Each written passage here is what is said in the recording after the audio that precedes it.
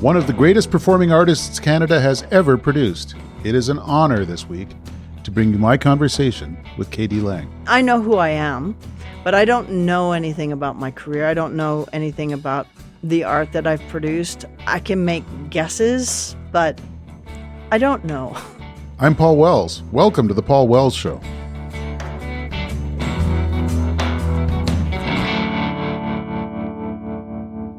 I'll tell you the truth, I'm not sure how this week's interview came to happen. As you'll hear, K.D. Lang doesn't have a new album or a tour to promote. My friends have been asking me, K.D. Lang, how did you get her? The only answer I have is, we asked. Why I wanted to talk to K.D. Lang is an easier question. There's almost no bigger star in Canadian music in the last 40 years. And she's always done it on her terms, coming out as a lesbian and a vegetarian in Alberta in the early 90s, after releasing her most ambitious album, Ingenue. She's often changed her musical style over the years, from traditional country to lush ballads to duets with Tony Bennett, even dance remixes. You get the impression she's always been guided by her own sense of what should come next, not by career guidance from her team. I did a lot of research for this one, went back and listened to her entire discography.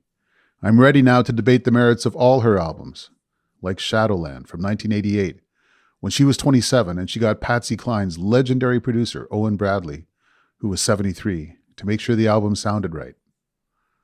That level of preparation came in handy. Lang can be shy, and we had never met before. But it's always been obvious that she takes music seriously. So we bonded over music. And when it came time to talk about where she is in her performing career, which is maybe at the end, she was ready to talk about that too.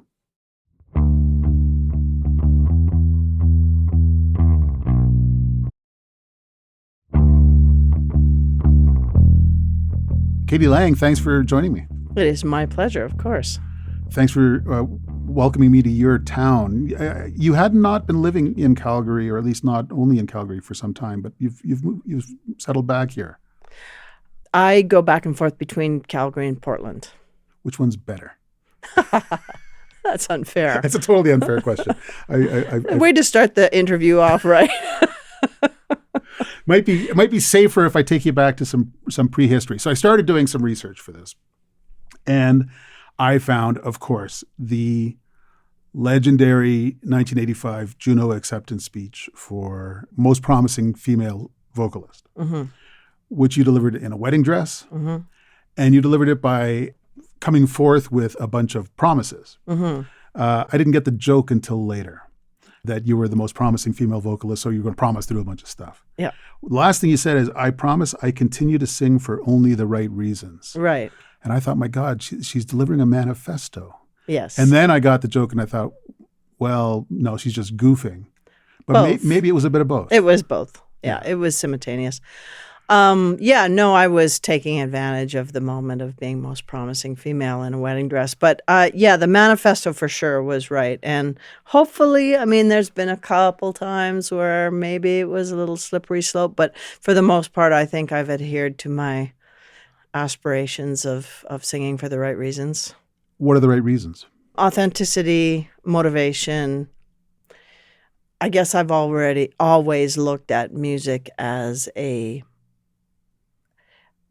kind of holistic salve, and that it's my job to offer it up to those who want to listen, and try to take that into consideration every time I perform or make music in the studio. These considerations would not, I haven't quizzed them all, but these considerations would not necessarily have been on the mind of all of the Juno-winning, most promising vocalists. Like, that's a time in your life when you're often just having fun or just trying to figure some stuff out. And that urge to kind of hold yourself to account. Did you feel at the time that not everyone was doing that? I don't know.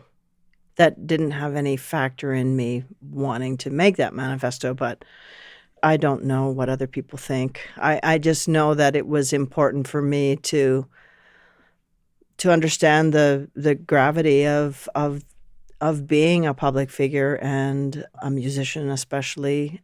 I think of it as such a privileged life. Not necessarily the best life, but a privileged life to be able to make music for a living. So, yeah, I guess I understood that as a youngster. When did you start thinking of yourself as a singer? When did you start thinking that that might be a life? Oh, about 5. Huh. So there was between 7 and 12. Did you think you might want to be a dentist or a jet pilot or something? Or No, I always knew I was going to be a singer, always, always. But when I went to college, I went to play volleyball. mm-hmm.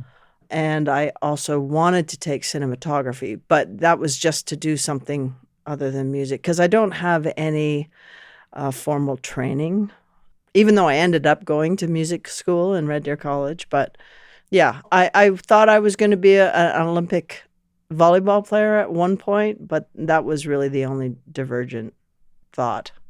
Did you keep playing volleyball at all seriously for any length of time after? Or?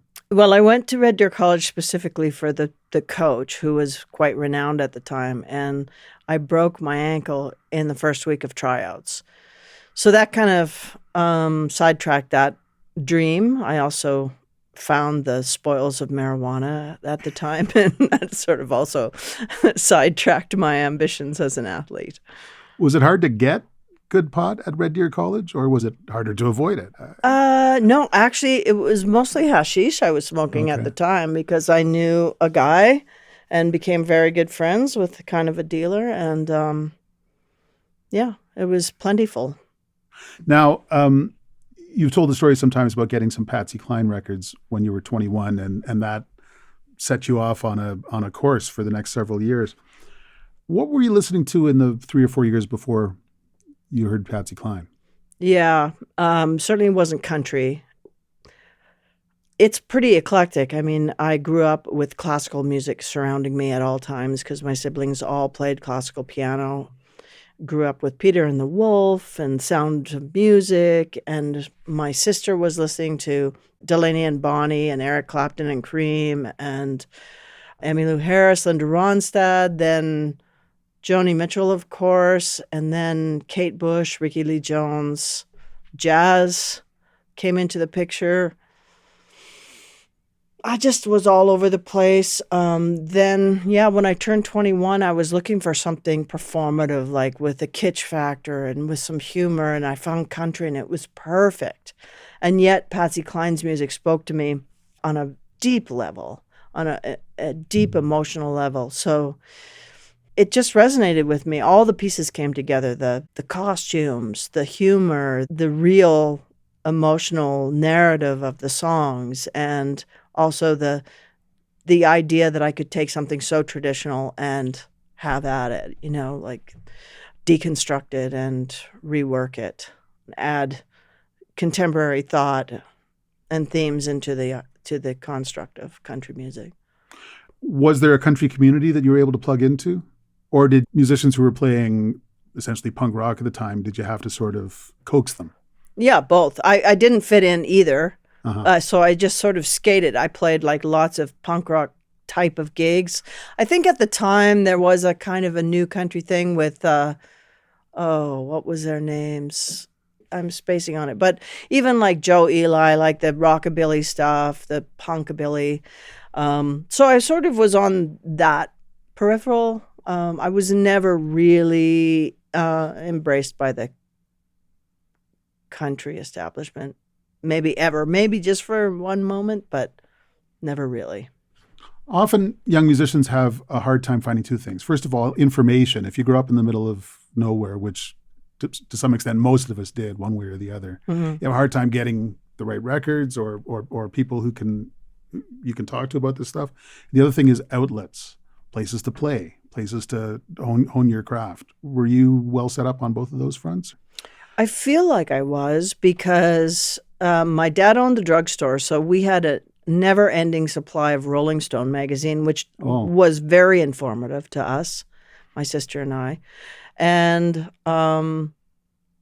so that was one big sort of portal into the world of music because it informed what records we bought. But when I got to Edmonton, I realized that if I were to have a course for success, I would have to stay in Edmonton because there was less competition. Like if I were to go to Toronto, it just seemed like there were too many fish. So I thought it's probably better for me to stay here and make a big noise, which it was ultimately. Now, I asked about all the stuff before Patsy Cline because there's essentially an after Patsy Cline too. When an album like Ingenue comes out, it seemed at the time like a big departure from this country cowpunk recline persona. But you told some interviewers at the time that actually that was a re-entry into all the other stuff that you loved. Mm-hmm. Yeah, absolutely. I mean, there's so many influences, and Peggy Lee and Carmen McRae were very influential. Brazilian music was very influential in Ingenue. Yeah, country music was like kind of like this little sidebar into this world. It was performance art to me. Yeah. That's the way I viewed it. And the real music was, like I said, my real influences were Kate Bush, Ricky Lee, Joni, Peggy. Yeah, I mean, I re-listened to Angel with a Lariat, Truly Western Experience, and it's funny the extent to which it does sound like it also partakes of the independent Canadian music scene at the time. Like Sukyin Lee had a band at the time called Bob's Your Uncle, and I'm sure you guys were not comparing notes. I'm sure of it. No, we weren't. I knew who they were, though. Yeah, but and the second thing that comes to my mind is this sounds like Bob's Your Uncle. I never got that before. Yeah, I think it's just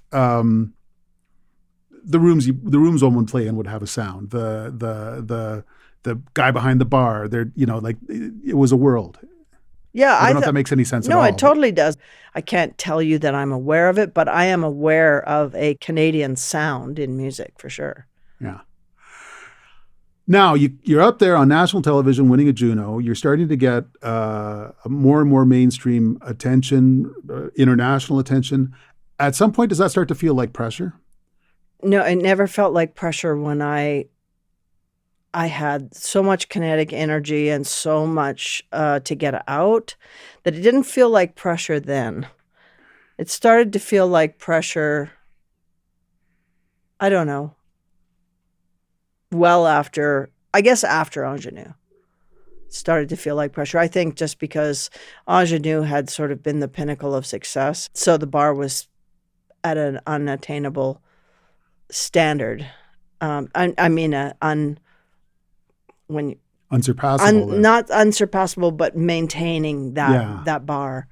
Yeah. Do you start to get a lot of voices in your ear telling you, you got to do this or you better not do that or? Yeah, although I don't think I ever listened to them because I followed Ingenue up with Even Cowgirls Get the Blues. And that was like, I guess from a marketing and a commercial point of view, a sabotage. Because Cowgirls, the film was delayed, the release was delayed, and then it didn't receive any attention. And then I sold about 38 copies of that. And then in the grand commercial computer, it looks like my last record sold 38. So then that's where they hold me commercial viably. So I guess it was a mistake from a commercial point of view, but not from an artistic point of view, because I really enjoyed that process and enjoyed that left of center thing. I was thinking about Shadowland, actually, how left of center that was after Angel with a Lariat, and that I'm sure it shocked people that I wanted to do something so easy listening. But that's like a huge part of my identity.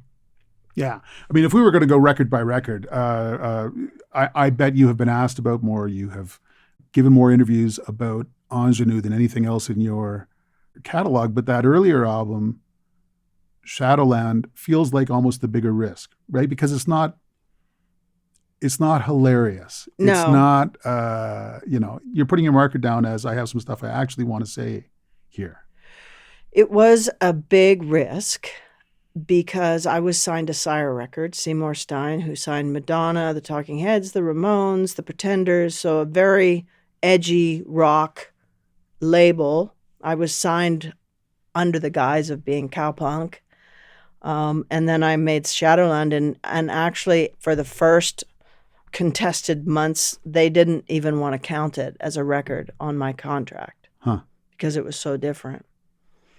But, that was honoring my connection to Patsy Cline and working with Owen Bradley, who was Patsy Cline's producer and who produced Shadowland. And I wanted to go into that world and pay my homage and experience it as close to her as I could. And I mean, I don't think you can get any closer to Patsy than where I was. And then at that point, and especially after even Cowgirls Get the Blues tanks, you're kind of free. You can sort of do what you want. Or was that how it felt? Or was it, I'm climbing out of a crater here.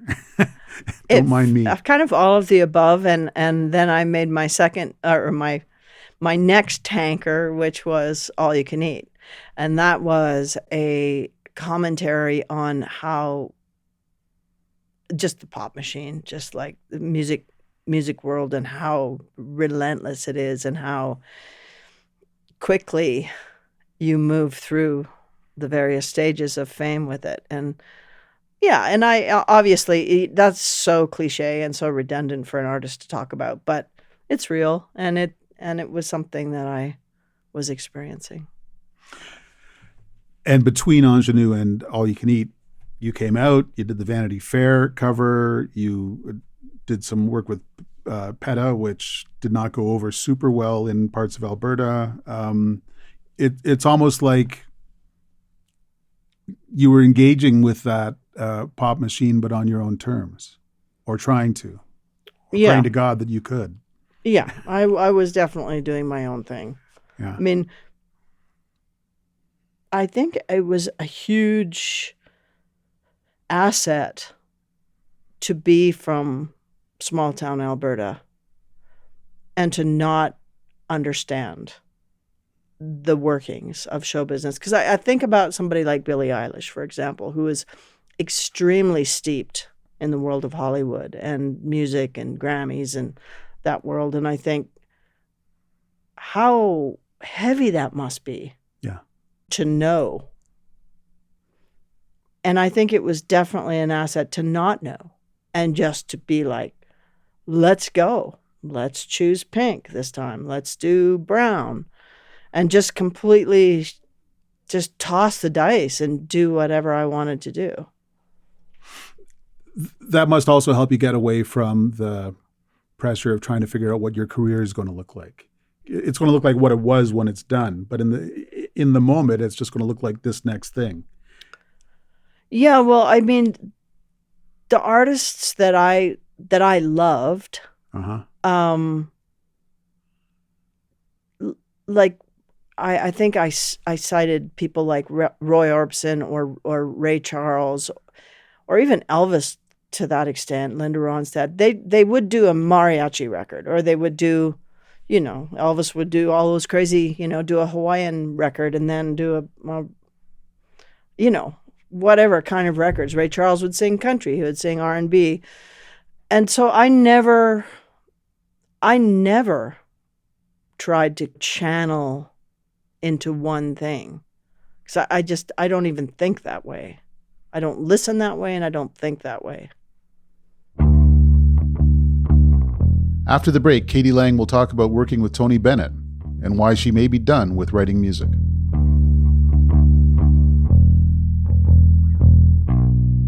I want to take a moment to thank all of our partners: the University of Toronto's Munk School of Global Affairs and Public Policy, the National Arts Centre, our founding sponsor TELUS, our title sponsor Compass Rose, and our publishing partners, the Toronto Star and iPolitics.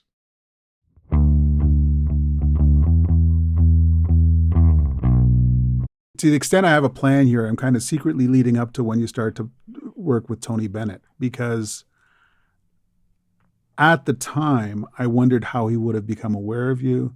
And he's a singer with very high standards. And at the time, it wasn't obvious to me why he would embrace a country singer. And then I heard you sing both on that record and in person. It must have been one of several moments in your career that felt like a kind of a benediction. Pardon the pun. Drag was in between there, which to me was a kind of chanson or kind of a smoky burlesque record of some sort, or some sort of druggy jazz record. So I don't know if that's where he heard of me, or, he could have possibly heard Crying with Roy Orbison. I don't know how Tony became aware of me. Anyway, I think working with Tony, I think I spent so much time being available for the conversation of gayness and homosexuality that was such an amazing opportunity for me to, again, put my voice at the forefront, but also put my gayness in a situation that was like parental, and that I could show the world that it wasn't as sexualized as Lady Gaga and Tony, which was pretty sexualized, but ours was more platonic and more parental. And I thought that was a very good representation for people to see. And not only that, just being able to have a personal tour guide into the American Songbook who actually helped establish it was, like, to me, university. It was like an incredible opportunity. He must have been a wonderful guy to work with. He's a guy with high standards, but he also seems just like this bundle of benevolence. He is, and he's such a gentleman. He's so professional. Oh, my Lord. When I was touring with him, what year was that? 1990. I don't remember. Do you know? Whenever. I know. Actually, I was on tour with him when 9/11s happened. So in around 2000, 2001, he would play tennis, he would paint, and he would do the show. And he would travel. The same schedule I had, and I was opening for him. He was just unstoppable. Truly unstoppable. He had so much creative energy and lust for life that it was mind-blowing. Do you remember the first time that somebody that you viewed as an elder, as a figure that you looked up to, dealt with you as someone who was going to be fine, who was going to be okay, who they admired? There may be another example, but I nominate Stompin' Tom when he did that song about you, but there might have been cases before that. There's so many people like that. Stompin' Tom was definitely one of them. There's so many people who championed me. Starting from, like, when I said when I was 5 years old, my piano teacher at the time, Sister Xavier from Castor, Alberta, suggested that I try singing and not piano. And so, that's when it all began. My parents were both champions of me. There's been so many. Minnie Pearl was a huge one. Roy Orbison was a huge one. Do you ever look at younger artists coming up, Billie Eilish or I don't know who, and wish that you could give them advice or warn them away from hazards of music? Or do you feel like that call of mentorship that you benefited from? I definitely feel a call to mentorship, and I go through the process of creating a list of do and don't do in my head. And then I always come to a point in my mind where I'm like, that has absolutely no bearing on their success, my opinion. Because ultimately, no one knows. No one knows what an artist needs. Only an artist's instincts can tell them. And so I have always made a very conscious decision to step back from mentoring, because the best thing you can do to mentor is give them space. That makes a lot of sense. The one thing you can be sure to give them is you not nattering at them about what they should do next. Oh God. Yeah, that it doesn't. unless they ask. If they ask and they ask specific questions, it's like good Buddhist teachers, right? They will never proselytize. They will never give you a teaching out of nowhere. But if you ask, you will get a teaching. And I kind of feel that way about music too. If you ask me, I will give you my opinion, but I'm not going to offer you my opinion because that's just pollution, really. What part of the recording, touring, promotion life did you enjoy the most? Because I know there are parts that have been hard. I bet you didn't come running to this interview, for instance. I kind of ran because it's blizzarding outside, but um, did I enjoy the most? Yeah. It's a tie between recording in the studio and being on stage. Huh. And I'm making a distinction between on stage and getting on stage, because getting on stage was very, very difficult. You know, getting your mind up, getting your body, getting energy, getting your nerves down. I mean, it's so exhausting. I think my adrenals are totally toast from the years of touring and traveling. But once you step out on the stage with colleagues and with an appreciative audience, then all that other stuff kind of washes away. On a good night, it washes away. And you are just experience the synergy, as athletes refer to being in the zone. And you're just a vehicle for all of the energy. And you just happen to be in the vortex, but I'm not driving it, or the music's not even driving it. It's a convergence of is that the right word? Convergence of energy that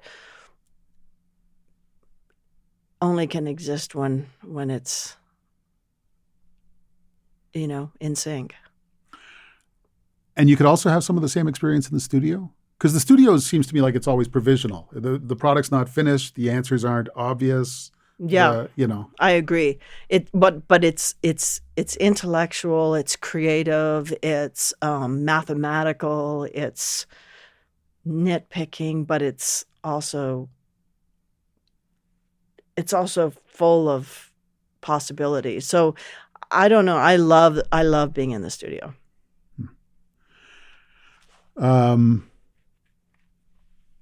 Might as well put a name on what just happened. We were talking about your performance career in the past tense. Do you think it's pretty clear that it's in the past tense? I went to a Banksy exhibition the other day, and there was a piece that said, "Never say you quit, just say you're resting." So I'm resting, perhaps for the rest of this life, but I don't actually know. All I know is, honestly, I feel absolutely no drive to do anything creative. I mean, musically. I feel like painting. I haven't gotten back into it, but yeah, I honestly don't have it for music right now. It's kind of sad, but you also have to trust, and silence is as big as part of music as music itself. And I think all music tends towards silence, and I have to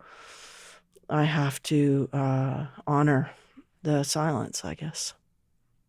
Do you still listen to music? Oh, more than ever. In the kind of investigative sense that you would have brought to it when you were 19, or? No, because it depends. Much less so, because now I'm hearing music and I'm just gobstruck at how creative people are. Like, music now is just so incredibly beyond me. So I'm definitely intimidated by it. I mean, I understand it, and I love it. I love what I'm hearing. I love music. I love it. But yeah, it's beyond me. It feels almost a little unfair to ask you names, but are there specific artists that you've been checking out? No, because I'm not a collector of music necessarily. I listen to a lot of eclectic radio, like CKUA or KCRW or, CBC or whatever. I just listen to eclectic radio, or my iPad or my shuffle mode. I don't collect, and I don't necessarily even buy albums. Isn't that awful to say? But it's true. Well, I mean, I haven't owned a CD in probably 6 or 8 years. Well, there's nowhere to play them. Well, this is it. In my car. Yeah. That's not true. Sometimes musicians give me a copy of their latest CD, and I'm like, well, I'll check it out next time I'm driving, because that's the only thing. I've been watching a lot of your performances and a lot of interviews and stage appearances and stuff, and it seems to me that you often would use comedy as a way, or humor as a way, to decide how much of yourself you wanted to show. Is that right? Kind of the playful, sincere, playful, earnest thing, right? Like the joke is always an option. And then you would decide whether you wanted to go a little heavier. Interesting. That's probably true. But, it's definitely a tool in the tool shed. And, when you're on stage, humor is as important as fear or as heartbreak. It's just another aspect. So I didn't know that about myself. I mean, I guess if I thought about it, I could see that, but that's perceptive, and it's probably true. They both depend on a kind of engagement with the moment, right? Like the joke's only going to work if you have a sense of the room, and an album like Shadowland is only going to work if you've got a sense of what you're capable of. This is the lousy part of the interview where I'm giving you the answer. So no, you can skip right past that. No, I appreciate it, because honestly, I have to say, I don't know anything anymore. I don't know anything about myself. I mean, I know who I am, but I don't know anything about my career. I don't know anything about the art that I've produced. I can make guesses, but I don't know. I don't know anything. In May, you're going to be feted at, that's FETED, at the Governor General's Performing Arts Award in Ottawa, where a bunch of people are going to say a bunch of nice things about you. And I assume that there is production going on now on a tribute video and things like that. Yeah. Is that just a thing you got to get through because some people feel good about you, or does that give you a chance to think about the road that you've traveled?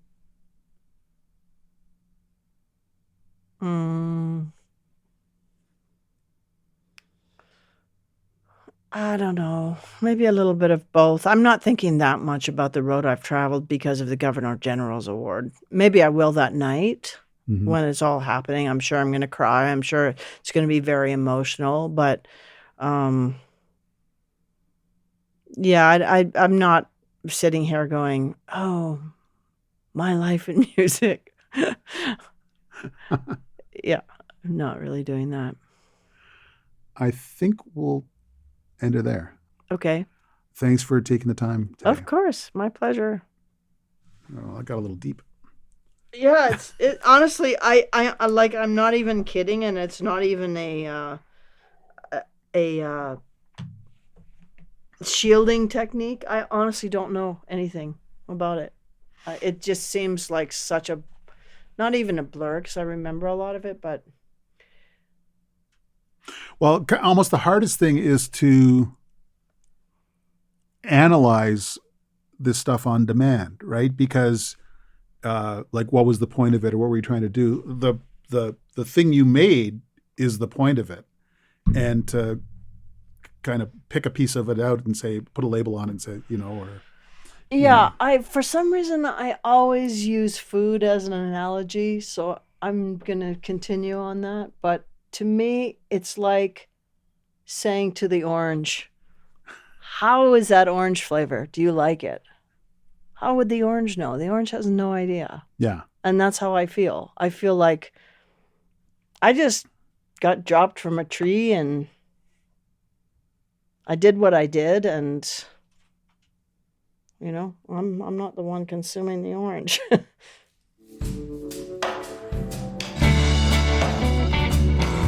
Thanks for listening to The Paul Wells Show. The Paul Wells Show is produced by Antica in partnership with the National Arts Centre and the University of Toronto's Monk School of Global Affairs and Public Policy. It's published by the Toronto Star and iPolitics. Thanks to our founding sponsor, TELUS, and our title sponsor, Compass Rose. Our senior producer is Kevin Sexton.